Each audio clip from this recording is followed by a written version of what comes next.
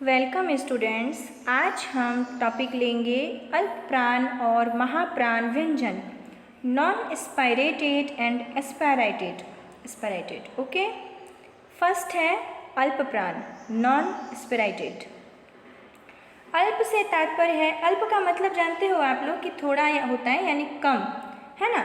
तो प्राण से तात्पर्य प्राणवायु यानी कि सांस जो हमारे भीतर से निकलती है वो, यानी कि जिन व्यंजन के उच्चारण में हमारी प्राणवायु यानी सांस कम मात्रा में बाहर निकलती हैं और जिसमें हकार की ध्वनि सुनाई देती है उन्हें अल्पप्राण कहते हैं।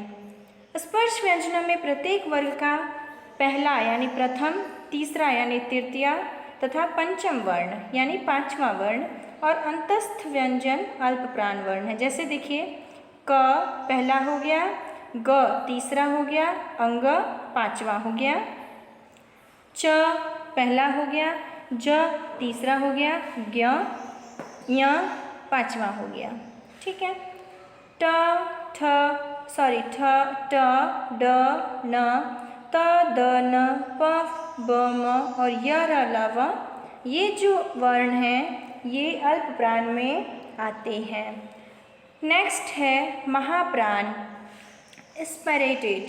महा से तात्पर्य है अधिक, यानी कि जिन व्यंजनों के उच्चारण में हकार की ध्वनि सुनाई देती है उन्हें हम कहते हैं महाप्राण।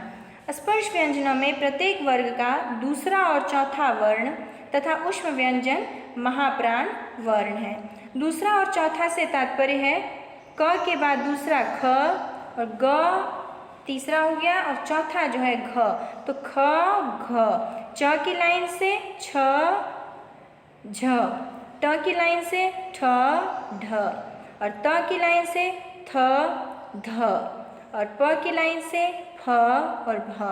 और ये हैं ऊष्म व्यंजन, तालव्य स, मूर्धन्य स, दंत स, ह। ये जो है अल्पप्राण में नहीं आते हैं, ये आते हैं महाप्राण में, क्योंकि इन्हें जब हम बोलते हैं तब हकार की ध्वनि जो है वो ज़्यादा सुनाई देता है। ठीक है। अब हम नेक्स्ट पढ़ते हैं उच्चारण स्थान। उच्चारण स्थान का तात्पर्य ये है कि जब हम वर्णों का उच्चारण करते हैं तब हमारे मुख के विभिन्न अंगों से जो वर्ण हैं वो टच होकर यानी कि रगड़ कर निकलते हैं, जिसमें कि कंठ, तालु, मूर्धा, दंत, ओष्ठ और नासिका प्रयोग में लिए जाते हैं। देखिए, नीचे आपको एक सारणी भी दी गई है, उच्चारण तालिका, जिसमें उच्चारण स्थान, वर्ण, उच्चारण स्थान के अनुसार वर्ण का नाम, यानी कि उच्चारण स्थान, वो उच्चारण स्थान यानी कि जब हम वर्ण बोलते हैं वो स्थान कौन सा है और वो वर्ण कौन कौन से आते हैं जो उस स्थान से बोले जाते हैं और उसका नाम क्या है वो ये यहाँ है।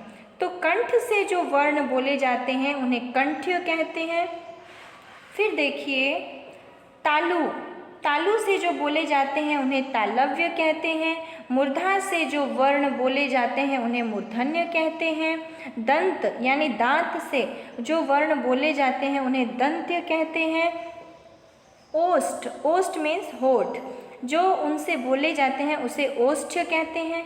कंठ तालु, जो कंठ और तालु को मिलकर बोले जाएं वो वर्ण कंठ तालव्य कहलाते हैं। और कंठ ओष्ठ यानी कंठ और ओठ की सहायता से बोले जाएं वो वर्ण कंठ ओष्ठ कहलाते हैं। फिर दंत ओष्ठ यानी कि दांत और ओठ की सहायता से जो वर्ण बोले जाते हैं वो दंतोष्ठ कहलाते हैं। और नासिका, जो नाक से बोले जाते हैं वो नासिक्य कहलाते हैं।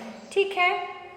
नीचे इन्हीं का आपको डिस्क्रिप्शन में दिया गया है कि अ आ कंठ से बोले जाते हैं, इनका उच्चारण स्थान कंठ है।